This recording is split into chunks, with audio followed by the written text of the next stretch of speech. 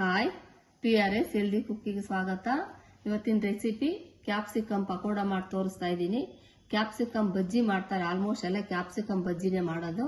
ನಾನು ಕ್ಯಾಪ್ಸಿಕಮ್ ಅಲ್ಲಿ ಪಕೋಡ ಮಾಡಿ ತೋರಿಸ್ತಾ ಇದ್ದೀನಿ. ಇದಕ್ಕೆ ಬೇಕಾಗಿರೋಂಥ ಐಟಮ್ಸ್ ಇಲ್ಲಿ ಇಟ್ಟಿದ್ದೀನಿ, ನೋಡ್ಕೊಳ್ಳಿ.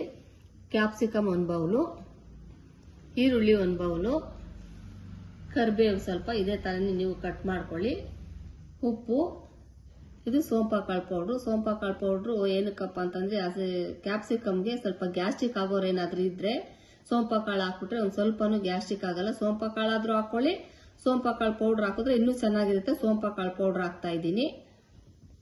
ಇದು ಮೆಣಸಿನ ಪೌಡ್ರು, ಖಾರಕ್ಕೆ ಸ್ವಲ್ಪ ಎಷ್ಟು ಬೇಕೋ ಅಷ್ಟು ಹಾಕೊಳ್ಳೋಣ.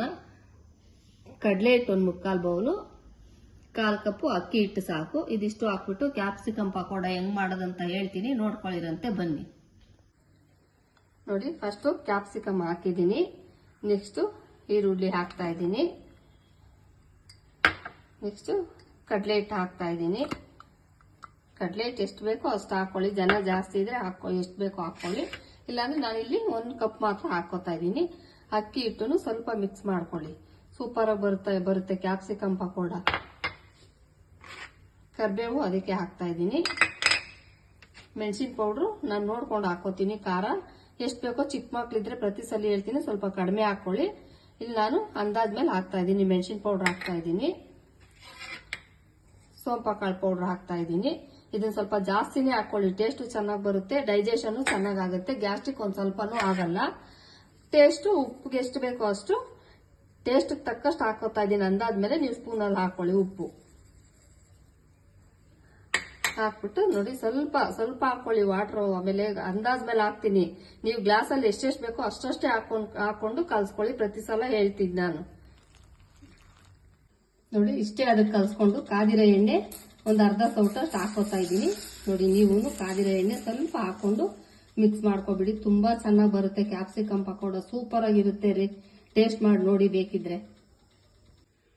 ನೋಡಿ, ಎಣ್ಣೆ ಕಾದಿದೆ. ಚಿಕ್ಕ ಚಿಕ್ಕದಾಗಿ ಈ ತರ ಬಿಟ್ಕೊಂಡೋಗಿ ತಿನ್ನಕ್ಕೆ. ಈರುಳ್ಳಿ ಕ್ಯಾಪ್ಸಿಕಮ್ ಮಧ್ಯೆ ಸಿಗುತ್ತೆ, ಸಖತ್ತಾಗಿರುತ್ತೆ ರೀ. ಈ ತರ ಹುಷಾರಾಗಿ ಬರ್ದೇ ಇರೋರು ನೋಡ್ಕೊಂಡು ಕೈ ಸ್ವಲ್ಪ ಮೇಲೆ ಎತ್ಕೊಂಡು ಎಣ್ಣೆಗೆ ಹಾಕೊಳ್ಳಿ. ನೋಡಿ, ಬಿಸಿ ಬಿಸಿ ಕ್ಯಾಪ್ಸಿಕಮ್ ಪಕೋಡ ರೆಡಿ ಆಗಿದೆ.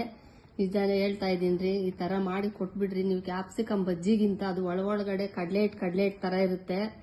ಅದಕ್ಕಿಂತ ಇದು ಟೇಸ್ಟ್ ತುಂಬಾ ಟೇಸ್ಟ್. ಡೆಕೋರೇಷನ್ ನಾನು ಯಾವಾಗ್ಲೂ ಡೆಕೋರೇಷನ್ ಮಾಡಿ ತೋರಿಸ್ತಾ ಇಲ್ಲ, ತುಂಬಾ ಟೇಸ್ಟಿಯಾಗಿರೋ ರೆಸಿಪಿಗಳೇ ತೋರಿಸ್ತಾ ಇದ್ದೀನಿ. ಇದನ್ನ ಒಂದು ಸಲ ಮಾಡ್ಕೊಂಡು ನೋಡಿ.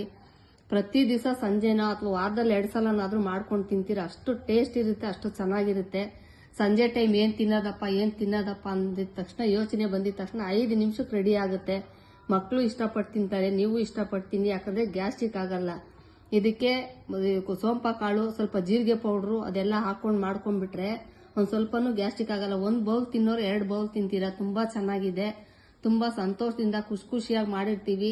ನೀವು ಇಷ್ಟಪಟ್ಟು ಖುಷಿಯಾಗಿ ನೋಡಿ ತಿನ್ಬಿಟ್ಟು ಹೇಗಿತ್ತು ಅಂತ ಹೇಳಿ ಲೈಕ್ ಮಾಡಿ, ಶೇರ್ ಮಾಡಿ, ಸಬ್ಸ್ಕ್ರೈಬ್ ಆಗೋದು ಮರಿಬೇಡಿ. ಸಬ್ಸ್ಕ್ರೈಬ್ ಆಗಿ. Okay, bye, thank you.